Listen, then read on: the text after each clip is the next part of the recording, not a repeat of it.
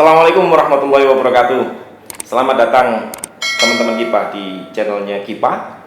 Hari ini kita kedatangan tamu seseorang yang masih muda namun sudah luar biasa. Dulunya aktivis, politisi juga, pernah nyalon jadi bupati, juga pernah mencalonkan diri sebagai anggota DPRD. Saat ini beliau sedang menekuni sebuah pekerjaan baru, yaitu pengusaha, serta menjadi salah satu anggota ataupun wakil ketua bidang teknologi dan informasi di Kadin Kabupaten Malang. Boleh kenalan langsung ya nanti ya, namanya siapa ini, barangkali teman-teman Kipa penasaran. Silakan kenalkan dirinya. Siap, saya Zulham.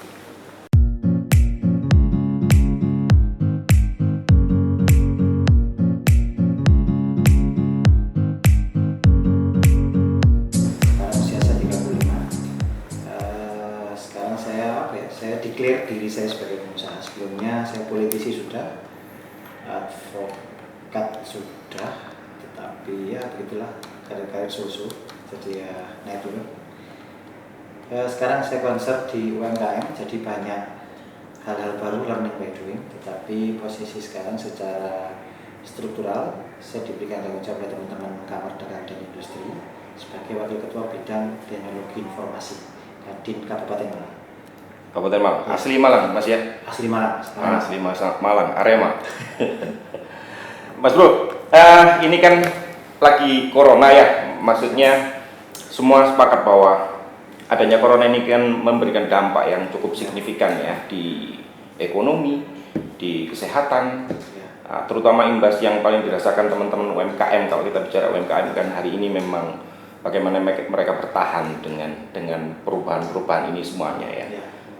Ini Mas Zulham ini kan juga karena sekarang ini juga sebagai salah satu pelaku dari UMKM sendiri itu di apa Mas? Usahanya di apa sekarang? Saya kebetulan membantu mertua ini ceritanya. Oh, membantu mertua. Ya, mertua. Mertua saya kan sekarang mengelola bisnis makanan ringan. Ya. Kita punya produk keripik singkong lumba-lumba. Saya membantu di manajerialnya.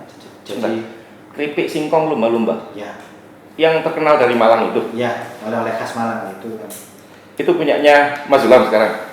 Oh, bukan punya saya. Secara de facto tetap punya mertua saya. Oh, punya mertua. Tetapi secara de jure punya mertua saya. Tetapi secara de facto saya membantu pengelolaannya. Jadi sedikit banyak belajar ya dari nol, dan alhamdulillah selama 4 bulan terakhir sudah mulai tune dengan pola-pola kerja-kerja di sektor UMKM. Bro, kalau boleh tahu, itu kan keripik lumba-lumba sudah cukup lama ya, kita kenal lama lah. Ya. Kita kenal lama, sudah bertahun-tahun rasanya seperti itu. Berdampak nggak sih dengan adanya corona seperti ini? Berdampak sebenarnya. Tetapi sektor makanan ini salah satu sektor, terutama makanan ringan, ini sektor yang sebenarnya dampaknya tipis-tipis saja, tidak seberapa terimbas. Karena ibarat produk ini kan ketika orang-orang physical distancing lalu mereka di rumah aja, mereka tetap membeli produk makanan ringan karena banyak menghabiskan waktu di rumah. Tetapi apakah terpukul? Ya, sektor penjualan kami itu berdasarkan data di anak-anak belakang di pabrik itu, kita ini turun sekitar 30% sebenarnya. 30%? 30%. Misalnya, apalagi kemarin ini sektor makanan ringan ini kan sektor yang sebenarnya boomingnya era masa-masa sebelum Lebaran. Nah, ketika seharusnya kita mampu jualan banyak, justru kita ini sulit menjual karena orang-orang tidak bisa keluar rumah untuk membeli produk kami ini. Akhirnya ya 30% turun daripada tahun sebelumnya. Padahal ini momen-momen peak season ya, tetapi kemarin peak season kemarin kita lewat aja, jualannya stabil kayak hari biasa. Oh, jadi sebenarnya kalau kendala yang paling utama sebenarnya apa sih? Demand-nya berkurang atau? Sebenarnya kendalanya ini adalah bagaimana produk ini sampai kepada pembeli. Orang mau beli, ya. Tapi kembali lagi, problemnya UMKM itu ada tiga problem dasar UMKM. Yang pertama sumber daya, yang kedua permodalan, yang terakhir pemasaran. Nah, di era-era COVID-19 ini yang paling sulit itu membuat produk kita ini sampai kepada customer dengan jarak yang seperti sekarang ini. Karena kan ketika kayak kemarin Gojek tiba-tiba berkurang nonaktif gitu kan, sulit juga kita sampai. Sekarang orang pakai fasilitas Gojek, biasanya mereka membeli dan produk itu sampai tanpa mereka harus datang ke toko. Tetapi ketika pada akhirnya situasi tidak mendukung untuk proses produk kita sampai, nah ini yang menjadi kendala. Jadi jalur distribusi ini terputus dari proses penjualan kepada customer. Sedangkan di sisi lain PSBB, di masa PSBB itu kita juga kesulitan ngirim. Jadi banyak distributor kita yang di luar kota itu nggak bisa sampai barang. Karena kendala-kendala transportasi, nanti supir kita kadang-kadang takut juga mengirim, misalnya mereka nggak mau ngirim. Nah ini kan kendala-kendala yang sudah lewat sebenarnya, dan sekarang sudah mulai membaik, sudah mulai sehat lagi. Ini problem yang mendasar.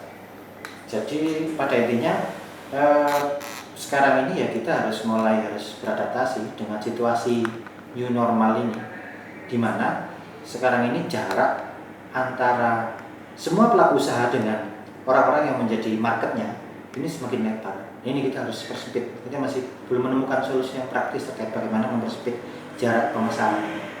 Berarti kendala memang ada di jarak ya antara itu ini bukan jarak secara fisik. Artinya ada gap antara pembeli dengan pengusaha itu sendiri dalam masa pandemi ini seperti ini. Nah, ini kebetulan kan juga Mas Zulham ini kan juga termasuk ini ya, wakil ketua di Kadin Malang untuk bidang teknologi dan informasi. Yang belum kita tahu apa ini? Pernah juga di Mata Najwa, pernah menjadi politisi, sekarang ini menjadi pengusaha, sekarang juga sebagai pengurus di Kadin, pengurus di NU Malang juga ya. Oke. Banyak sekali nih jabatannya. Nah, oke bro, dari sudut pandang Mas Zulham sendiri di Kadin ini, kira-kira dengan problem yang seperti itu, apa ini solusi dari teman-teman? Kan memang semua pihak sekarang berupaya untuk saling membantu, saling bergandengan tangan untuk menyelesaikan problem-problem yang ada di Indonesia ini. Kadin sendiri menawarkan solusi apa? Ini situasi yang cukup berbeda dengan situasi dunia. Levelnya dunia lagi. Semua baru tahu. Kalau Kadin kami lebih fokus kepada bagaimana kita mengembalikan performa UMKM ini seperti masa-masa sebelum pandemi. Artinya, berbicara UMKM problemnya kan 3 tadi. Ini yang utama, 3 yang pertama ini soal manpower, soal bagaimana SDM-nya, yang kedua soal permodalan, dan yang ketiga ini adalah soal pemasaran. Nah, bagaimana membuat 3 hal ini optimal di masa-masa pandemi ini? Ya kita yang pertama menyiapkan komponen strategis dalam konteks sesuai dengan tugas Kadin sebagai organisasi pengusaha yang berbasis undang-undang di undangan. Jadi kita akan berusaha melobi pemerintah daerah supaya memberikan upaya-upaya strategis dalam rangka mempermudah perizinan bagi kawan-kawan pegiat UMKM. Karena berbicara UMKM ini kan mereka pelaku industri yang menengah ke bawah, biasanya nggak bankable. Kenapa nggak bankable? Karena mereka nggak punya dokumen-dokumen yang terkait dengan pekerjaan mereka. Jadi legalitas di usaha mereka. Akhirnya kita akan berusaha membuat pola-pola komunikasi strategis dengan pemerintah daerah agar ada kebijakan supaya pelaku UMKM ini mendapat kemudahan akses terkait dengan SIUP, DDP atau sekarang NIB. Nah ini sehingga mereka ini menjadi bankable. Setelah bankable, kami akan giring pelaku usaha ini pada proses di mana mereka menjadi mudah mendapatkan akses pinjaman. Pinjaman ini permodalan sejalan dengan program pemerintah yang sekarang ada kan program kredit usaha rakyat. Nah ini yang saya kira cukup ideal. Jadi bagaimana membuat pelaku UMKM ini bisa mengakses stimulus dari pemerintah bagi pengusaha. Ketika mereka berhasil mengakses, maka mereka menjadi pengampu kebijakan pemerintah. Dalam hal ini adalah KUR. Maka bankable selesai, mereka bisa bersandar pada kredit usaha rakyat. Selanjutnya adalah bagaimana memastikan mereka bisa mendapatkan akses kepada pemasaran yang baik. Nah, ini situasi yang khusus karena ada jarak sekarang, ada gap, ada jarak antara pelaku usaha dengan end usernya, dengan customernya, dengan pembeli produk mereka. Nah, jarak ini harus tuntas. Solusinya harus berbasis teknologi informasi karena ini era 5.0. Maka eranya ini 5.0 ini bagaimana membangun sebuah sistem berbasis teknologi informasi yang nantinya akan membantu pelaku usaha untuk mempermudah akses mereka terhadap jualan yang seperti apa. Nah, ini PR-nya. Kalau Kadin sih kami berharap akan ada pelaku-pelaku usaha teknologi informasi yang bisa menangkap peluang ini. Jadi mereka harus hadir menyediakan pasar lokal. Jadi marketplace yang sifatnya lokal, berbasis teknologi informasi tapi lokal. Kenapa? Karena berbicara produk misalnya, seperti air mineral ini, misalnya ketika produk ini nanti dipasarkan dalam skala yang lokal, maka kebutuhan dia untuk berjualan dengan harga yang lazim ini bisa terpenuhi. Tapi ketika ini harus kita jual ke luar daerah, harus dikirim, maka margin ini menjadi tidak masuk akal lagi. Bisa jadi ongkos kirimnya setara dengan harga produk ini sendiri.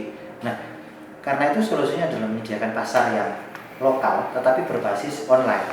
Nah, ini PR-nya bagaimana supaya para pelaku UMKM ini tetap bisa berjualan dengan pasar yang selama ini seperti ketika sebelum ada COVID-19. Artinya mereka jualannya di pasar-pasar lokal tetapi terfasilitasi oleh sarana teknologi informasi. Mungkin itu. Saya sepakat sih, soalnya gini Mas Ilham, kalau melihat sekarang ini sebenarnya dengan kebutuhan konsumen, saya rasa sebenarnya di masing-masing daerah itu cukup bisa memenuhi itu semua. Hanya memang media informasi yang belum nyampe, metode pemasaran yang belum optimal. Saya rasa mungkin problemnya di situ ya.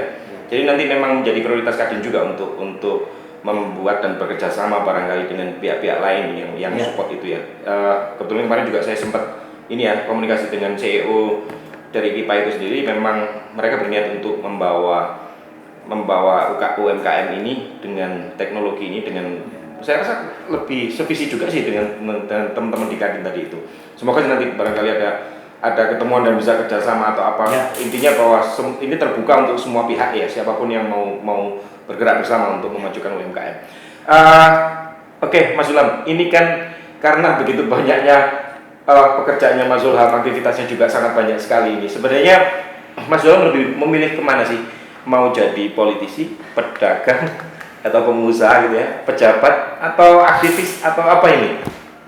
Kira-kira?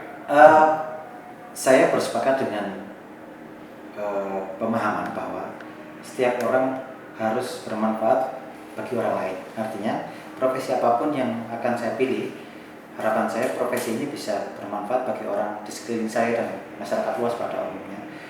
Jadi, kalau saya sih easy going aja, saya ikuti kemana arah kehidupan membawa saya. Kalaupun nanti pada akhirnya saya akan fokus di dunia usaha, ya saya akan berusaha menjadi pengusaha yang bermanfaat bagi orang.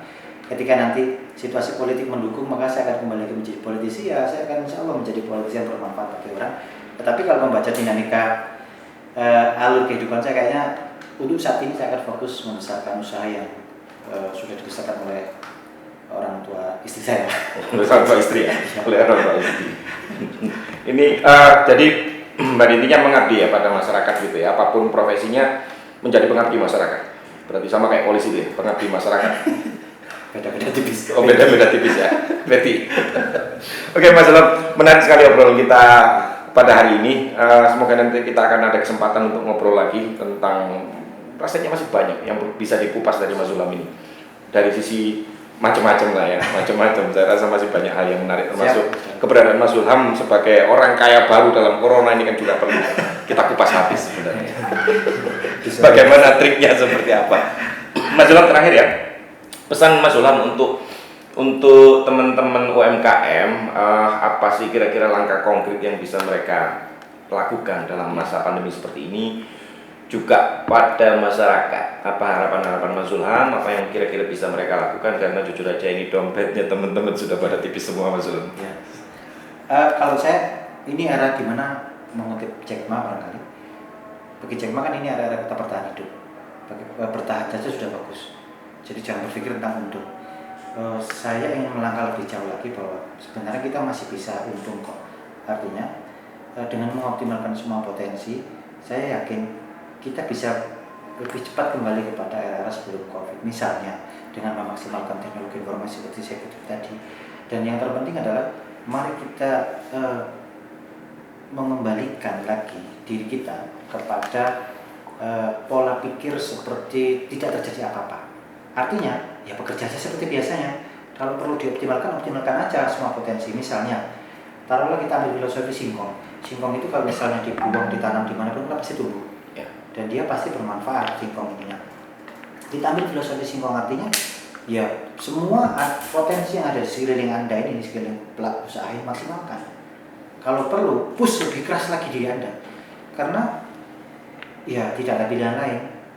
Ini adalah masa-masa di mana kita harus membangun jaringan lebih kuat lagi, bergerak lebih jauh lagi, tumbuh lebih, bangun lebih pagi lagi dan lebih giat lagi.